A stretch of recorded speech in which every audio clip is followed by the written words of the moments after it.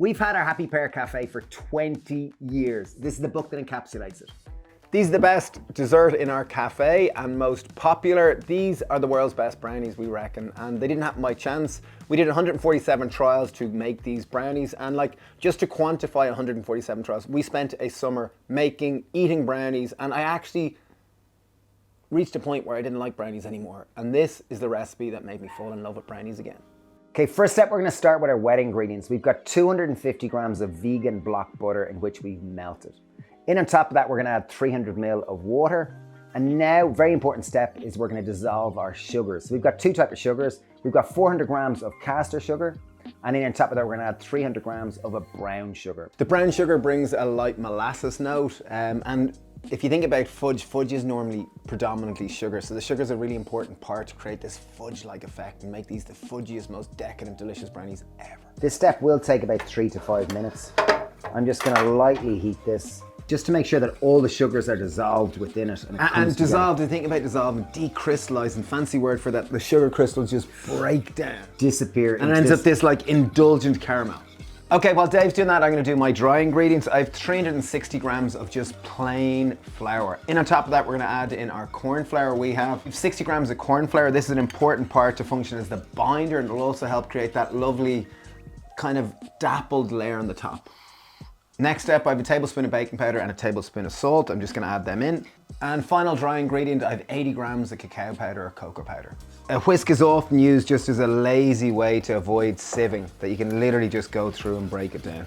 So our butter sugar caramel syrup is finally complete. All the sugars have dissolved in it. We are gonna create a well in our dry ingredients, and we're gonna add the wet to the dry. That is just liquid indulgence. Liquid gold right there. Okay, so important step with this is to bring it all together, but just don't overwork it. If we overwork it, we're gonna develop gluten, and gluten is end up with a tight, claggy, elastic, like brownie, which we don't no need one gluten. wants. We don't want gluten. We want to get our browning tray. I'm using quite a deep kind of oven tray here. This is our trick to make your baking parchment fit. This is such a simple thing. You just crumble it all together, and it just goes into the corners a lot better. Look at that. Wow, what a trick. Just in case you thought these brownies weren't indulgent enough, this is the final step. So we've got 400 grams of chocolate chips. We're using a dark 55%.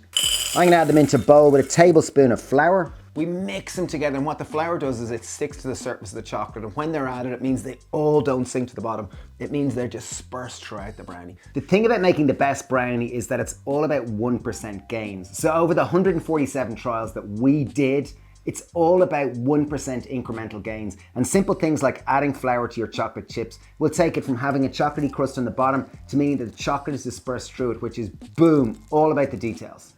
And just fold those chocolate chips through, and don't worry about the flour, it'll get mixed through. Yum, yum, yum, yum, yum, yum, yum, yum, yum, yum, yum, yum, yum. We've preheated our oven to 180 degrees Celsius, which is around 360, 380 degrees Fahrenheit. Final step, to bake in your preheated oven at the bottom for 32 to 35 minutes until a skewer comes out clean. Can we eat it now? Can we eat it, please? Please.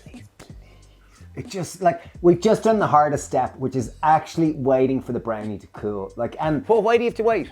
Because otherwise it just doesn't hold its form. It kind of goos out and it doesn't stay like a delicious perfect And if you think there's loads of chocolate in there, which is cacao butter, and once that kind of cools down, it hardens and it creates this structure for it.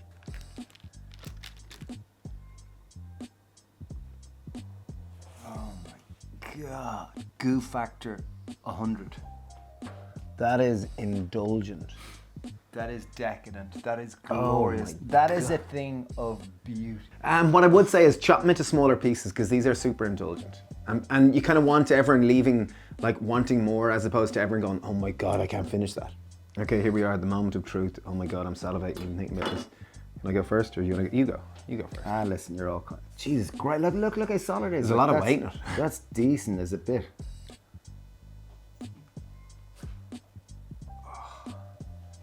What a treat. Wow. Oh, it's good. Wow. And chewy. It's warm, it's crispy, it's gooey, it's decadent, it's indulgent, it's heaven. It's so fudgy. And cacao, like it's just like boom. And you get the hot chocolate chip in there, which is just, like, it's just fantastic. That is a thing of beauty. Like, that's art right there. You're right, mate. That's the dog there, in case you And another serving suggestion is, which we've often done, is serve them warm with some plant-based vanilla ice cream. Oh, amazing. If you did enjoy this, we have our new book out, Happy Pear 20. Thank you for all the wonderful feedback on it. We are so proud of it. There are links down below. It's our best book yet. It celebrates 20 years of the Happy Pear, which we've been in business. That's Daisy again. She's very excited. She's dying for these brownies. But yeah, thanks, Emil. Wishing you all the very best, and see you around. Bye. Bye.